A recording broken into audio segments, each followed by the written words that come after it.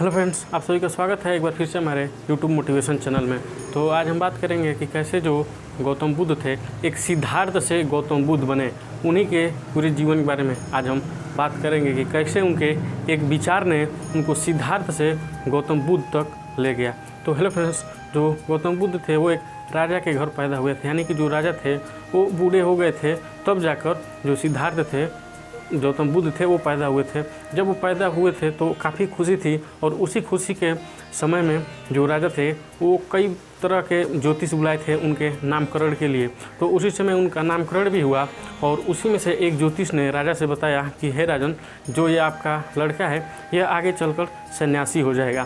तो राजा बहुत टेंशन हो गए, वो बहुत चिंता करने लगे कि एक ही लड़का है, अगर ये सन्यासी हो जाएगा तो मेरा जितना भी राज है पाठ है इसको कौन देखेगा। तो यही सब सोचकर उन्होंने उनसे पूछा कि क्या तरीका है, क्या इसका बचाव है। तो उन्होंने बताया कि बस इनको दुख कष्ट पीड़ा इन्हीं सब से इनको बचा कर रखना है। अगर आप इन सबों से बचा कर रखते हैं तो ये वैसा नहीं होंगे, इनको दुख कष्ट पीड़ा का कोई एहसास नहीं होना चाहिए।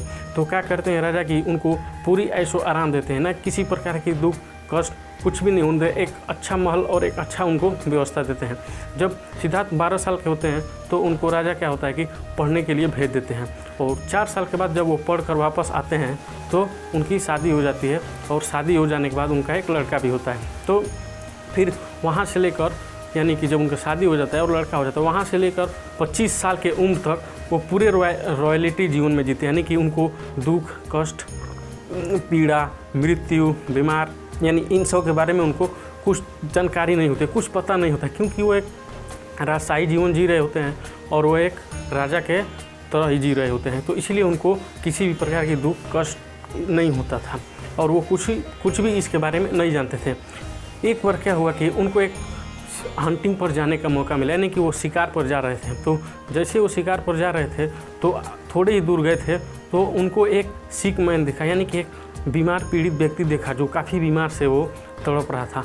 तो सिद्धार्थ ने उनको देखा तो वो अपने साथी से पूछे हैं कि वो व्यक्ति ऐसा क्यों कर रहा है। तो उनके साथी ने उनको बताया कि महाराज, ये जो व्यक्ति है ये बहुत बीमार है, यह कष्ट होता है।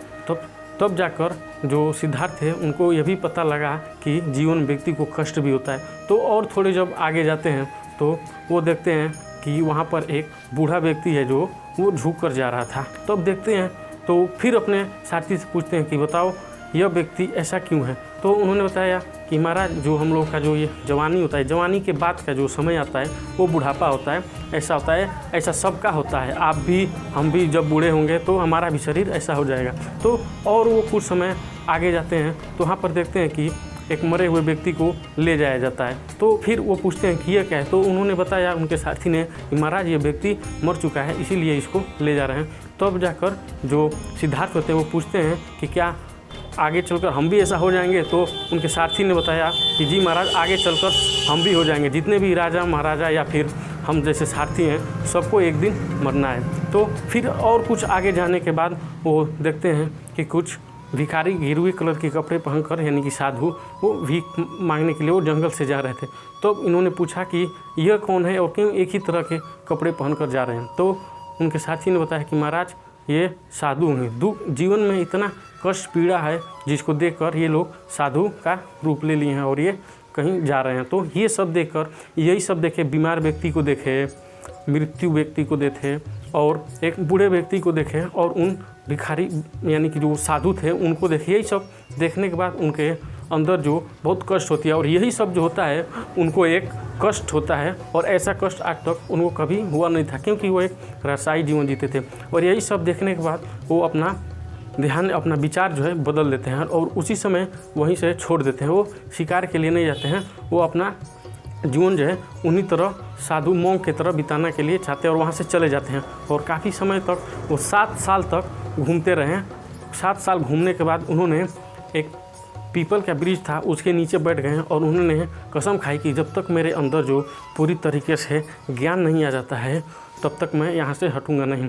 तो 7 दिन तक ध्यान लगाने के बाद जो उनको एक बहुत ही अच्छी तरह से एक स्पिरिचुअल एनलाइटमेंट, यानी कि बहुत ही अच्छा नॉलेज होता है उनको प्राप्त होता है। और वहीं उस पेड़ का जो नाम रखते हैं बोधि ट्री, वो नाम रख देते हैं, यानी कि द ट्री ऑफ विजडम। और वहीं पर उन्होंने अपनी जो पहली सरमन थे, यानी कि उनकी जो पहली जो लोगों को शिक्षा देते थे वहीं पर शुरू की। तो ऐसे जो थे, जो सिद्धार्थ है, ऐसे जाकर वो गौतम बुद्ध बने। तो उनकी जीवन में ये सब था, इस तरह से उन्होंने आगे बढ़ा, केवल एक विचार की वजह से वो वहाँ तक पहुँचे।